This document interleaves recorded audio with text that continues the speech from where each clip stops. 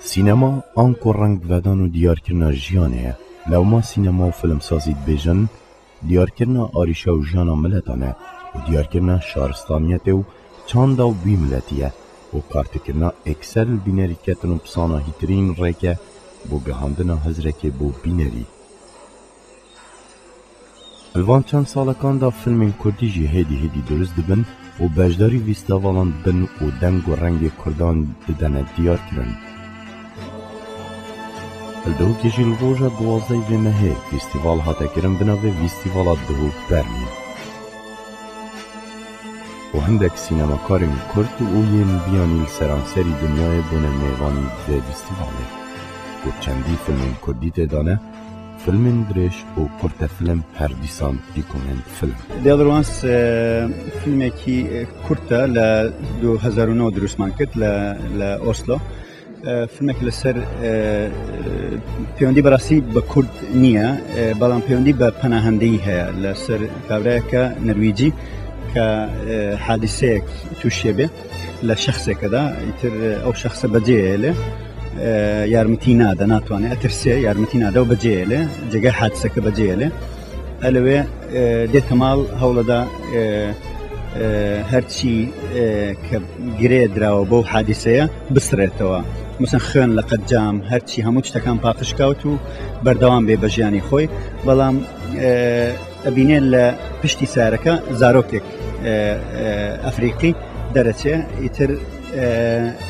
يكسر تأثير لضميرك وناتوانه أو حادثة كبوا أو حادثة كروي دوا بجهله.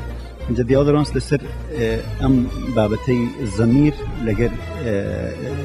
شون قراري يارمتي بدا ندا شيء شروكي إنسانية يعني. أفلام بجدري كان فستيفال أبوا. حسابنا كل هاي سوازم ده 15 فستيفال زيادة شوى. لا باشاوا فيلم فستيفال لتمبرا لتنها فستيفال باشداري كردوا و فيلم كي جواز الفيلم كان كده مثلا لستايلي نختي أوروبي دروس كراوا جا من نظام بينر شون يسأل ده حكيمرو شون بيشوازي لفيلم كاكا لبرو هاتوما يمرو لقد بين الفيلم كبينا.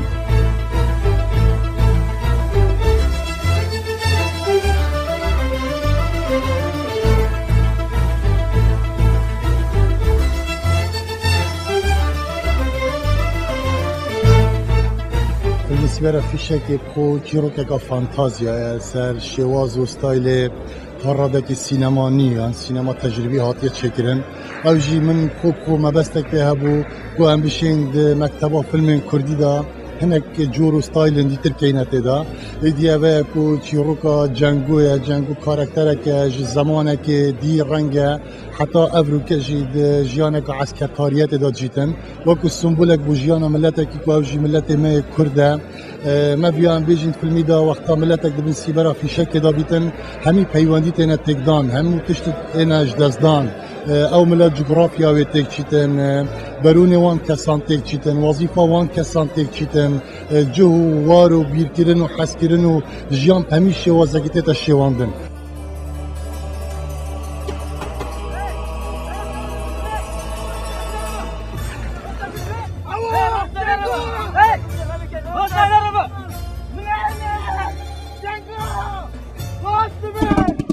بتر ما بس تام أو وقت عم في فيلمي بوكاسك أوروبي نشاب دينبا ما بيا أم بيجي كو أو ما بنياس نبا قال لك جارة دي شا قال لك جين دنيا شابري هندنا كو تشت قال لك مازش كردا ببينن أم جيبت بيجين ما نجرن جاري كو جيانا ما قال لك جيانا كدستيكيا حتى دهيان حتى أبروجي رنجا ما جير دستي وبن دستي و تعدادي بيتبا إيدي أم هي بخازن جبن سيبرا في شكل برا سیبرا تشتین جوانتر بچید. فیلم برهم سال 2008 و نهیه بلا بجین تصویر وید سال 2008 و 2009 دو ماهی کات برهم کردستان و ولات ژاپن کل ولات ژاپن تلویزیون NHK و کردستان وزارت روشنبیری و کردستان تیوی و کورک تلکوموناری فیلم بجداریات وی فیلمی داکری و کم نشاندن وی فیلم سال 2009 وی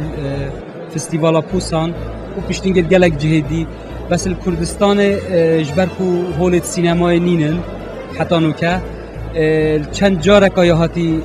نشاندان بری چند هیوکا دهو که جارک آدیهات نشاندان و افروجی الفستیوالا برلین دهو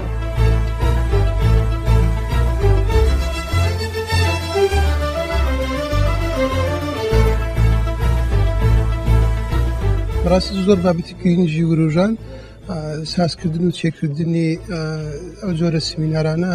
کارێکی زۆر زۆر باشە پێم وایە لە قۆناغی ئێستای فیلمی کوردی و سینەمای کوردیدا چونکە بەشێکی زۆر لە کارەکانمان بە کەم کوڕی ئێستا پێش بە کەماسی ئێستا پێش لە ڕووی ئەکادیمی و لە ڕووی ئەلمیەوە کارەکانمان زۆر بە باشی ناستە پێش ئەوە دیارە کۆمەڵێک هۆکاری هەیە ئەوەی ئەو هۆکارانێک کە لە سیمینارەکە باس کران